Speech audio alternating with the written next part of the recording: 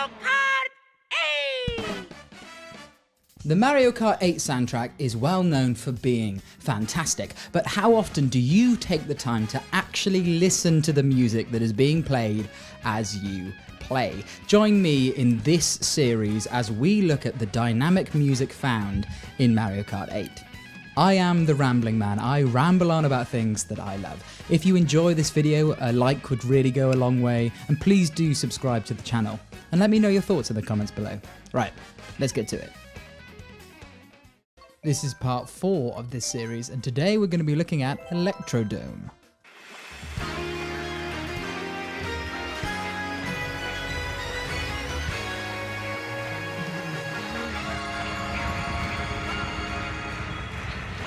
Electrodome is a pretty cool track. It has music that is quite unusual for the Mario Kart series, using dance music. It has a funky electronic beat with heavy drums, a crunchy bass and synthesizers. It really fits the dance floor aesthetic of this racetrack. Now the really cool thing about this map is that it has different sections that each add a different layer to the music itself. So the music is actually constantly changing as you drive. As you enter this first anti-gravity section, an arpeggiator starts to play, and the speed of this arpeggiator is actually linked to the speed that your kart is going. It's really cool. It starts on a C, which is actually the key that the music is in for the first 2 laps. Then it will jump up to an F if you're going fast enough, and then up to a G, which is the 5th if you're going even faster. And then if you manage to get a turbo, or hit the spin boost pillar or someone else's kart, and you get a big boost in speed, then it will jump up to a C, which is an octave above where you started.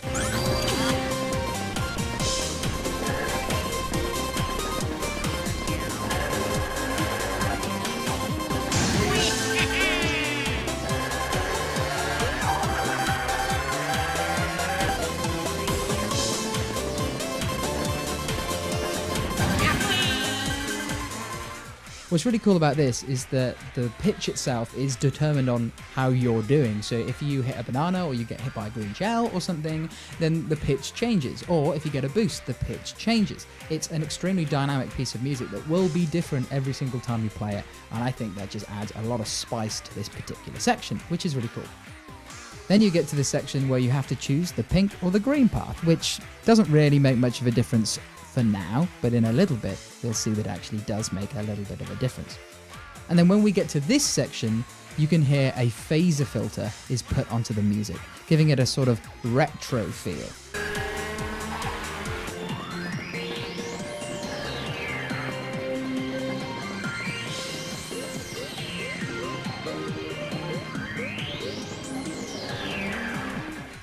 Now we get to the steps, and this is where the decision of pink or green actually does make a difference to the music, because the steps have a different audio cue depending on which route you take.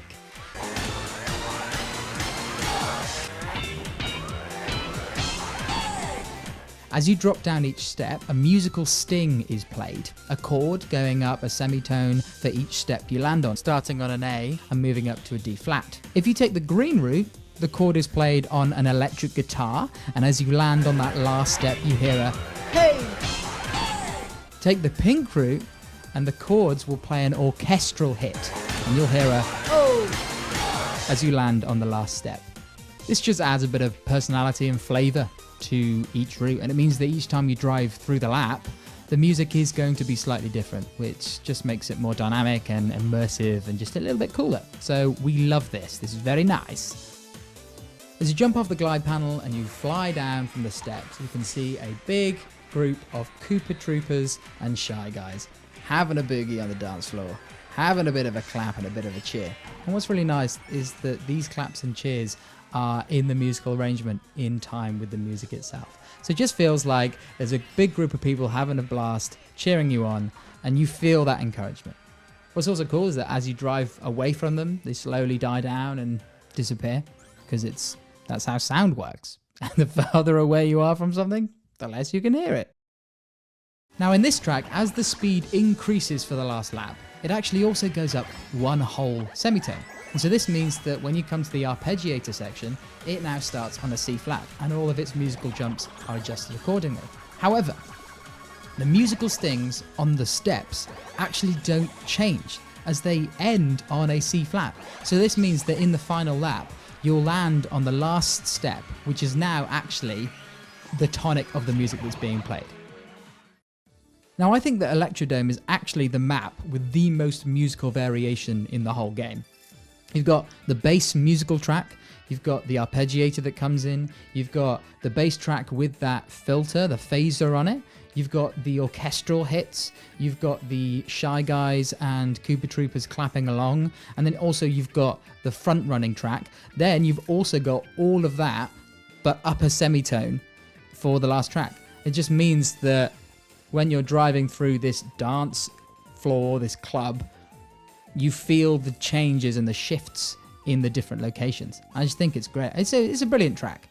Thank you so much for watching. That's the end of this video. Don't forget to subscribe and like. And if you want to comment in the comments section, that's where you comment. Who do you think is a better dancer? Koopa Trooper or Shy Guy? Next time we're going to be looking at Mount Wario, which I think is the map that has the most musical analysis on the internet, because it is cool and it has a lot going on. So I would like to throw my hat into the ring.